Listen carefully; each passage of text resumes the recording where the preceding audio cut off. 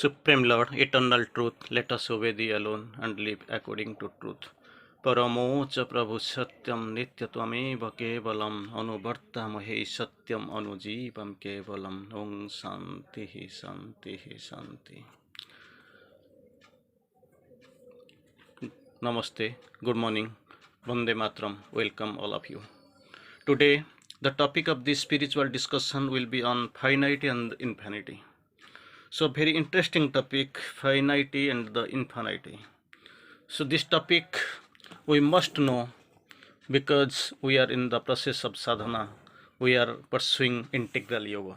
So what is finity and what is infinity? What is the difference between them? Why infinity become finity? What is the necessity of finite to become the infinity? What is this process?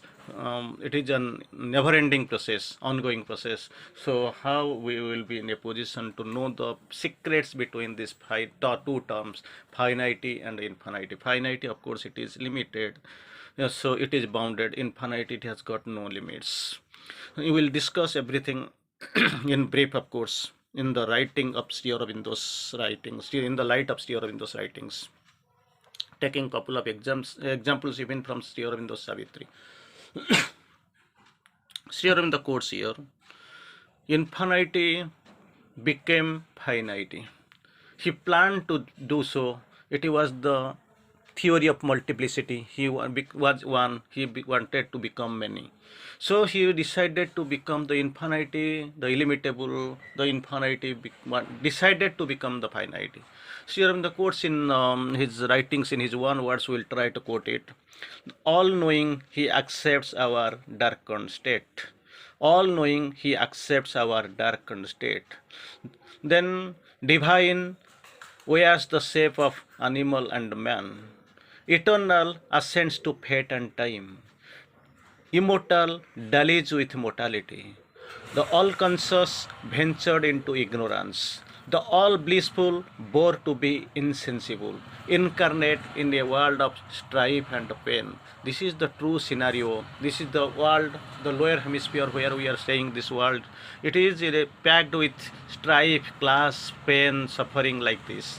So the all-blissful, the all-conscious, he ventured into it, he decided. And what happened here? Being immortal, he dallies with mortality. Eternal ascends to fate and time. Then actually divine wears the shape of animal and a man. So in this getting, he has been incarnate here in the world of strife and pain. So decided to come here. Sri Aurobindo will quote again the difference to some extent between finity and infinity. Sri Aurobindo quotes here, all this is infinity grasped by his finity and the finity lived by the infinity. So interchangeably the things have been decided and defined by Sri Aurobindo. Already we have heard one term about Maya. Maya is the veil of the absolute. I am Maya, the universe is my cheat. So about while we are discussing and deciding or defining rather the term Maya, it is the skilled power finitizing the infinity. So these are the things coming, interrelated things coming one by one, side by side it is coming. So here in the course, all this is infinity grasped by the finity. All this is infinity grasped by the finity and the finity lived by the infinity. So this is the reversibly and side by side both the terms are used. Infinity grasped by the finity, finity lived by the infinity. This is the true synchronized terms, systematic terms, and it is used and it is discussed, defined also. The infinity defines itself by the finity. Wonderful. The infinity defines itself by the finity and the finity conceives itself in the infinity. Just imagine. The infinity defines itself in the finity. He defines himself in the finity and simultaneously the finity conceives itself in the infinity. It conceives itself in the infinity. Then comes the truth and then another term. Infinity possess always in the finity. Infinity possess always in the finity. The point of pause. The process of pausing is it is in the infinities, it is in the finity. The finity arrives always at the infinity. We can take the example. The finity always arrives at the infinity. We'll take the example. One day there was a question. Now, to whom the river really belongs?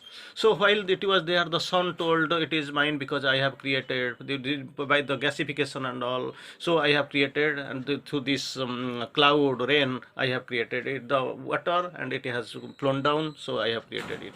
So hill tells it is there because I have caught it in my bosom, so it is there, it was in my bosom, it was in my heart, I have caught it because this rain, the cloud has been struck with against me and the rain was there, I caught from that rain, I have caught it, and the river, the creation of the river, it was started from here. Then actually that valley also tells that it belongs to, river belongs to me because it is embosomed. I am actually hugging the river in my arms, so it is mine. Then these animals and plants, they told it is mine because it is giving us some water to drink, and it belongs to us. The man living by the side of this river, they told it belongs to us because we are selling on it, we are drinking water for it. Actually this cities, your beautiful villages have been brought out. Then actually the animals and all, they also claimed it is there for this, for their cheering and all, this river is flowing, it is ours. So it was, everything was heard by the river, still it was actually, it flowed on. After some time there was a huge sound, sound was there, it was the sound of the roaring sea. So immediately, instantly, river poured into that sea, and after getting mixed entirely, wholeheartedly, entirely, nobody was in a position to separate it from the sea. Then the river claims, just see to whom I belongs, I belongs to this my ever lover, for whom I keep running throughout the years and the days and the months. So this is mine, I have been possessed by her.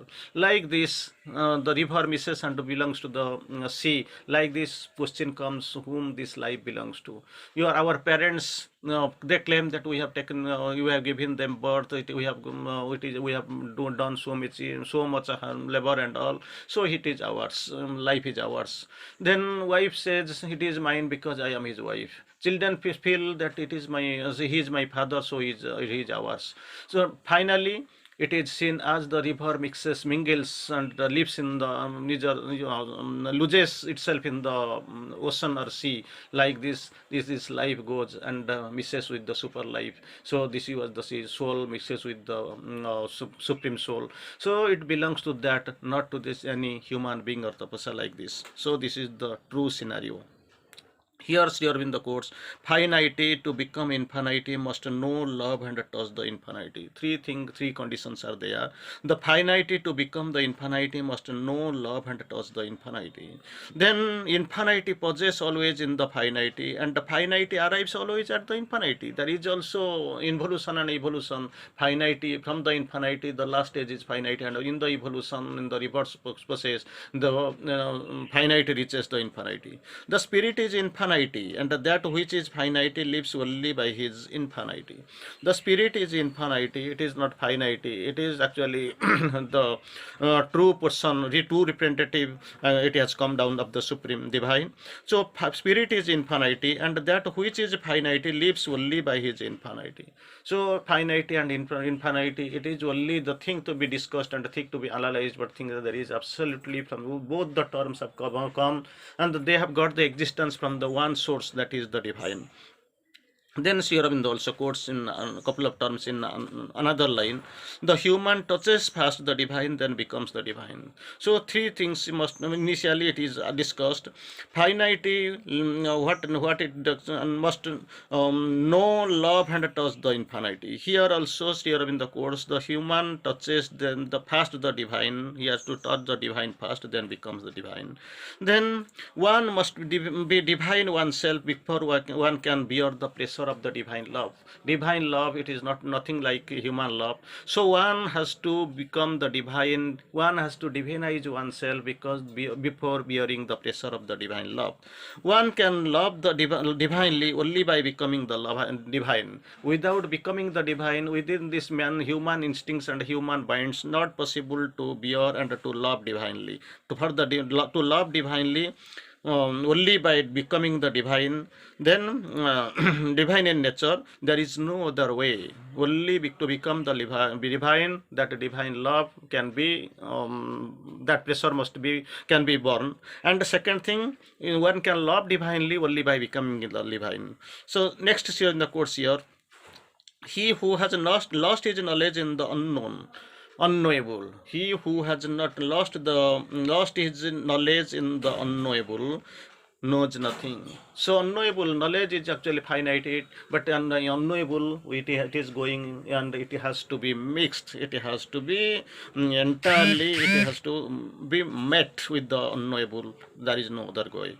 So Sri Aurobindo in another terms also quotes, if our souls could see and love and clasp God's truth, if our souls could see and love and clasp God's truth, its infinite radiance would seize our hearts. Our being in God's image be remade. Then this earthly life become the life divine. So this God's truth, as the sunlight and the heat comes, and actually it forms here the process of transformation. So this mirror has to come. It has to be exposed to the sunlight. So some radiation, some transmission will be there, and some absorption will be there, some radiation will be there. Then this radiation will actually, it will try to change the surrounding. Like this, the supreme divine truth, that it has to come. It has to be reflected in the mirror of soul's mirror. Then there will be some absorption and some reflection, radiation. That radiation will radiate and seize the hearts, and afterwards hearts, our being is there. So our being will be seized. It will seize our being. Then our this after this being is seized, being seized, this earthly life becomes the life divine. Then Sri Aurobindo quotes here, the human touches first the divine and then become the divine. One must become divine oneself by one can be, before one can bear the pressure of the divine love. One must realize the self first, then only afterwards one can become the supermind. So these are the things that realization is there, the spiritual process is there, everything is there. We have to take care and we have to take into consideration. First we must know the finity, and then from there we have to go and we have to become the infinite. Sri Aurobindo also quotes, the zero carries the infinity in its own. We feel zero is very small and the infinity is very large. So infinity, there is no comparison between zero and infinity, of course. But Sri Aurobindo quotes here, the zero carries infinity in its own. Infinity, you feel, your concept is there, it's a big thing, huge thing. But zero carries infinity in its own. Then also in same way, Sri Aurobindo quotes again, the zero covers immortal in its face. The zero covers the immortal face. The immortal face is there, zero covers the immortal face. Once this face is cleared up, then we will see the face of the immortal. So, and another time we have also seen that out of the infinitudes all came to her, into the infinitude sentient her spirit spread. Infinity was her own natural home. We have seen the mother in a very limited form in the human shape, because the world's desire compelled her mortal birth. So leaving behind her white neutrality, white sincerity, white immortality, white eternity, she has come down into truth and taken the shape of the human being. But thing is that Sri Aurobindo quotes, infinity was her own natural home. Finitized himself, mother has finitized herself, and truly speaking, so infinity was her own natural home. Then we'll quote again on infinity. Sri Aurobindo quotes here, the soul's ignorance is slain, but not the soul. The soul's ignorance is slain, but not the soul. The zero covers an immortal face. A high and blank negation is not all. A huge extinction is not God's last word. life's ultimate sense, the close of being's course. The meaning of this great mysterious world in absolute silence sleeps and absolute power. Awaking, it can wake the transbound soul. Just infinite, imagine how it is discovered. And eye has opened upon the timelessness, infinity takes back its forms it gave.